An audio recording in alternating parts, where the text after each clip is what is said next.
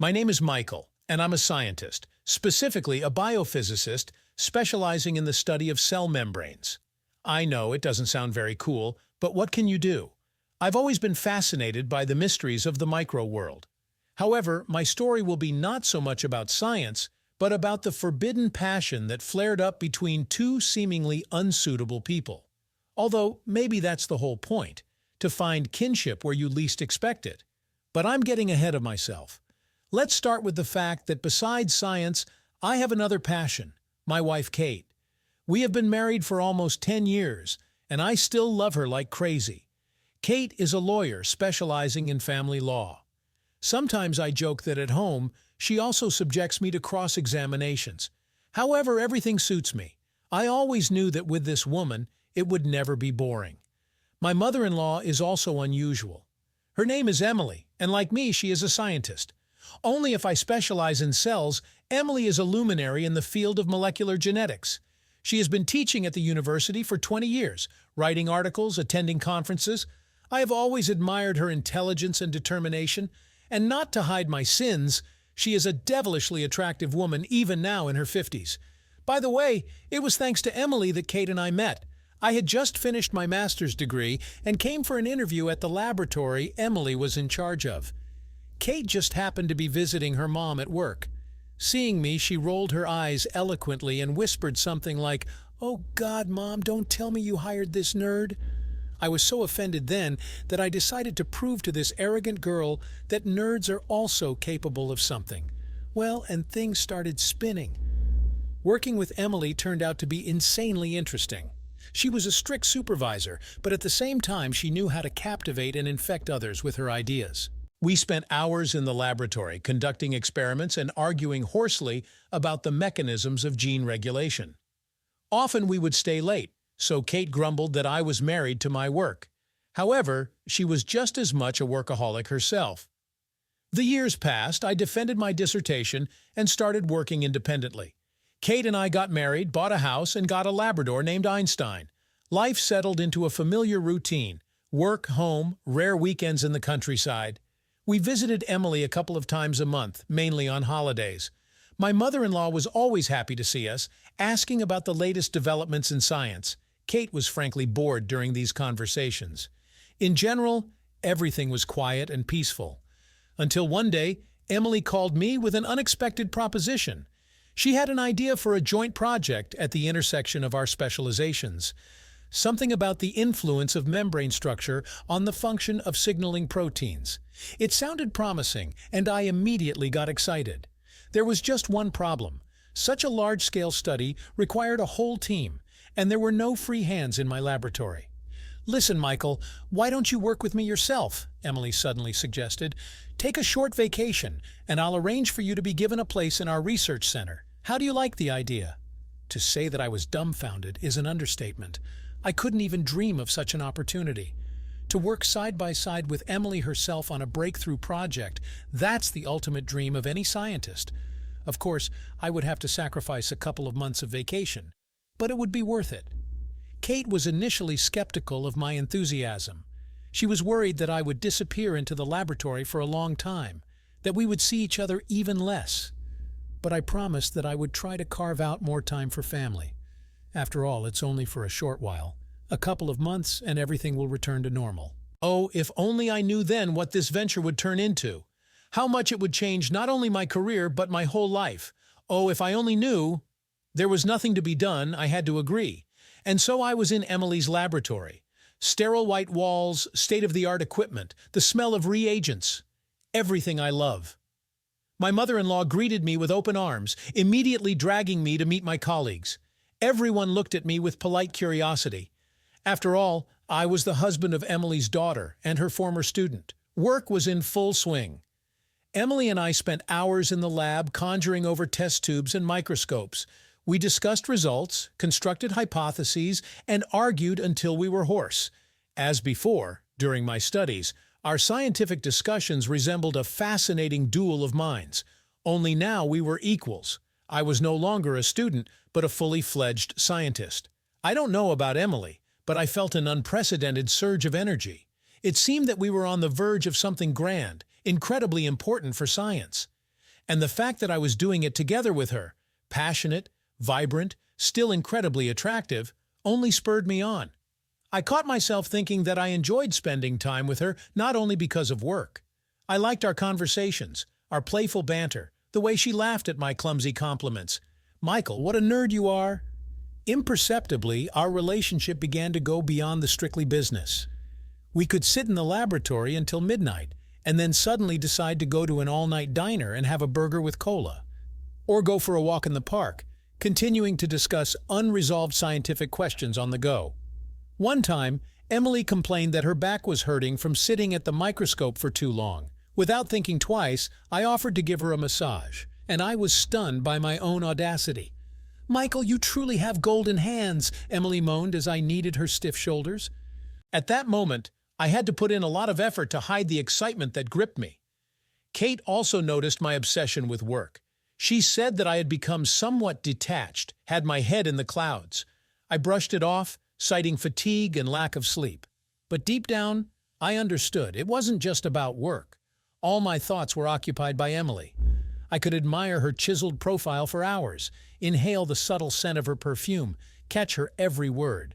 And when I accidentally touched her hand, passing a test tube or a data summary, it was like an electric shock went through me. At night, I tossed and turned sleeplessly, replaying moments of our interaction in my head over and over again. And I hated myself for these thoughts, for this strange, unacceptable attraction. After all, she is my wife's mother, damn it. What the hell am I doing? The turning point happened a month into our collaboration. It was late in the evening. Emily and I had stayed in the lab until late. Kate was grumbling on the phone again, asking when to expect me home. I made an excuse about an urgent experiment and hung up, feeling a vague pang of guilt. Emily and I were summing up the day, hunched over a stack of printouts and diagrams. At one point, she raised her tired eyes to me and smiled. "You're just out of this world, Michael. I couldn't have handled this work without you." Her smile made my heart pound wildly. I don't know what came over me at that moment. I guess weeks of tension, unspoken feelings, and secret fantasies took their toll. Or maybe I was just tired of pretending to be indifferent. Without saying a word, I stepped towards Emily, cupped her face in my hands, and kissed her. It was like an electric shock, like an avalanche sweeping everything in its path. Emily froze for a moment, and then convulsively hugged my neck, pulling me closer. Crumpling lips, intertwining tongues, we kissed so passionately as if our lives depended on it. What happened next? I remember as if in a fog. Here we are, stumbling, bursting into Emily's office, taking off our lab coats on the go. Here I am, picking her up in my arms, sitting her on the edge of the desk, feverishly groping under her skirt. Here she is, arching towards me, biting my earlobe, whispering something incredible and hot. We did it right there, on the desk, among scientific journals and folders with documents. It was madness, the purest, primordial madness. I wasn't thinking about anything, only desperately wanting to possess this woman, to merge with her into one. And Emily responded with no less passion, scratching my back with her nails, moaning through clenched teeth. It seemed to last an eternity, or maybe just a couple of moments, I don't know. I only remember the blinding flash of the peak of pleasure, and how we collapsed to the floor afterward, still entwined in an embrace. Emily buried her face in my shoulder, and I could feel her trembling, either from the cold or from the realization that had washed over her. My first desire was to jump up, get dressed, and run away, to pretend that nothing had happened. God, what have I done? How could I let Kate down like this, destroy our family? And with whom? With my own mother-in-law. But something kept me in place, some vague, nagging feeling of the rightness of what was happening, as if everything had happened the way it was supposed to, as if Emily and I had always been meant for each other, and our current roles, wife, husband, mother-in-law, were just a ridiculous mistake of the universe. Emily was the first to break the silence. She carefully pulled away, looked into my eyes. Her face was written with a whole spectrum of emotions: confusion, fear, a nascent sense of guilt, but at the same time, some dreamy, distrustful joy. "Michael, how did this happen?" I stroked her cheek, tucked a strand of disheveled hair behind her ear. Inside, everything was singing and ringing from an unprecedented feeling of freedom, lightness, rightness. I don't know, Emily, but it was amazing. I don't regret anything. She took a shuddering breath. For a moment, panic flashed in her eyes, but was immediately replaced by determination. Me neither. It may be madness, but it was worth it. And I realized everything is as it should be. We didn't just sleep together. We finally allowed ourselves to feel what we had been suppressing for so long. Attraction, tenderness, kinship of souls. Yes, it's wrong from the point of view of morality and society. But who said that love and passion should obey contrived rules? We sat on the floor for a long time, coming to our senses. Then we silently got dressed and went our separate ways. I didn't know what would happen next, how we would be able to look Kate in the eye, whether we would be able to work together as if nothing had happened. One thing I knew for sure, what happened was not a mistake. It was the way it should be. All the way home, I replayed what had happened in my head. Emily's touches, her moans, my own insane impulses. There was a pull of excitement in my lower abdomen, and a kind of aching, intoxicating feeling was growing in my heart. Is this really possible? That just like that, one look, one kiss, and the whole world turns upside down. At home, Kate was sleeping, didn't even hear me come in. I tiptoed into the shower, washing away the traces of my dirty madness, feeling my face burn with shame and anticipation. Damn it, Michael, get a grip. You're a serious person, a scientist. What the hell are you behaving like a hormonally unstable teenager for? Crawling under the covers, I hugged my wife tightly, trying to calm my wildly pounding heart. Kate mumbled something sleepily, snuggled up to me. Usually the closeness of her warm, soft body brought me a sense of peace. But now my thoughts were occupied by a completely different woman. Domineering, passionate, maddening with a single touch. Somehow, I fell into a restless sleep. All night I dreamed of Emily, her burning gaze, her hot whisper, her scorching touches. I would wake up in a cold sweat and ragged breathing. And I realized I'm in deep, seriously, up to my ears. Everything that happened between us today in the lab is not the end, but only the beginning. The next day we met at the university as if nothing had happened. We exchanged a couple of meaningless phrases about the weather, about the evening traffic jams. We carefully avoided looking each other in the eye, didn't even touch hands when passing documents. The tension between us could be cut with a knife. At one point, Emily couldn't stand it anymore. She came into my office, tightly closed the door behind her, leaned on the edge of the desk, nervously fiddling with the edge of her jacket. "Michael, we need to talk about what happened yesterday." I gave her a tense look. My heart skipped a beat. Is she going to say now that it was all a mistake? A momentary weakness that's best forgotten? But Emily surprised me. Resolutely shaking her head, she crossed the office and knelt down in front of me, looked into my eyes, seriously, probingly. "I've been thinking a lot about this, about you and me, about Kate. And you know what I realized? It all happened the way it was supposed to. Michael, I think I love you. Have for a long time." My heart nearly jumped out of my chest. Just like that, bluntly. If someone had told me just yesterday that Professor Emily Davis, a beautiful and intelligent woman, the mother of my wife, would confess her love to me, I would have laughed in their face. But now, I wasn't laughing, because Emily's eyes were filled with such a storm of emotions, such searing sincerity, that everything else faded. There were only the two of us left, disheveled, lost, hopelessly in love. With one jerk, I pulled Emily to her feet and hugged her. I devoured her lips with a greedy, possessive kiss. She gasped, wrapped her arms around my neck, pressed herself against me with her whole body. It was like a breath of fresh air after a long suffocation, like the first rays of sun after an endlessly black night. When we finally broke apart, we were both breathless and flushed. Emily looked at me with some kind of desperate hope, as if she was afraid that now I would pull away and say that it was all a mistake. But I wasn't going to say anything like that, because I finally understood. This is it, my happiness. Here, in my arms, looking at me with clear green eyes you could drown in. To hell with morality, to hell with society's condemnation. I've lived someone else's life for too long, tried on someone else's roles. It's time to be myself, and be with the one I love. "Emily Davis," I solemnly said, not taking my eyes off her, "I love you too. I think I've loved you all my life without realizing it myself. And you know what? I want to be with you, despite everything." She sobbed convulsively, hid her face on my chest. I stroked her back, feeling her heart pounding wildly. Or is it mine pounding with an overabundance of feelings? We stood like that for a long, long time, afraid to break the embrace, as if everything around us would crumble to dust the moment we let go of each other. And then Emily raised her head and whispered with a kind of timid smile, "And now what? How will we be?" I shrugged. Frankly, I had no idea how to live on.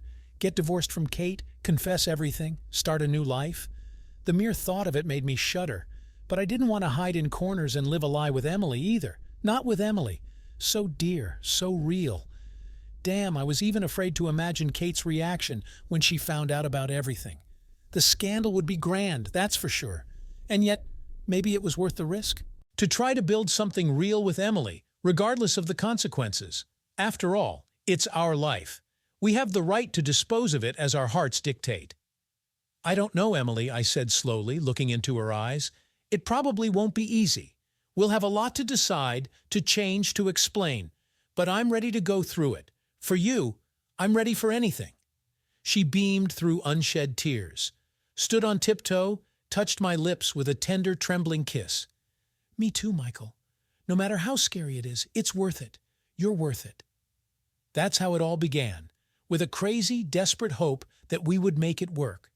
That we weren't just secretly sating our carnal hunger, but building something real, meaningful. And to hell with what people say. After all, it's our life. The next few months we lived as if on a powder keg. We continued to work on the project, meet in secret. No, not for feverish, hurried intimacy, although there was plenty of that too. But first and foremost, just to be together, to talk about everything in the world, to be silent, looking into each other's eyes, to get to know each other anew, not as a professor and her ward, a son-in-law and mother-in-law, but as a man and a woman, two halves of one whole. It wasn't easy. We had to hide, squirm, lie to our loved ones. Every time I looked into Kate's unsuspecting eyes, I felt a nasty taste of guilt. But then I would remember Emily's smile, our moments of absolute happiness together, and I would cowardly chicken out. I couldn't bring myself to confess, to confront my wife with the fact. I was afraid of the consequences. Emily also suffered from pangs of conscience. After all, Kate is her daughter, her own flesh and blood. And she, it turns out, is betraying her with her own husband. What is it like to look into your child's eyes and lie to their face? It's no wonder that my beloved's temples have gained more gray hair. But Emily couldn't give me up either, just like I couldn't give her up. It was beyond our power to resist the fateful, irresistible pull. Almost every day I found an excuse to stay at work late, and then I would rush to Emily to steal at least a couple of hours together. We made love, chatted, laughed. We made plans for the future, even though we understood it was all pipe dreams. But one day, our house of cards finally collapsed. Emily accidentally left a flash drive with work files in the pocket of my jacket, and Kate stumbled upon it when she was looking for a lighter. She saw an unfamiliar name in the list of documents, opened it out of curiosity. You can imagine her reaction when she read my intimate correspondence with Emily. All those passionate confessions, smiley hearts, cute nicknames. Just fucking unbelievable. That evening, Kate subjected me to a formal interrogation with a vengeance. She yelled, threw dishes, threatened to kill us both, me and her mother.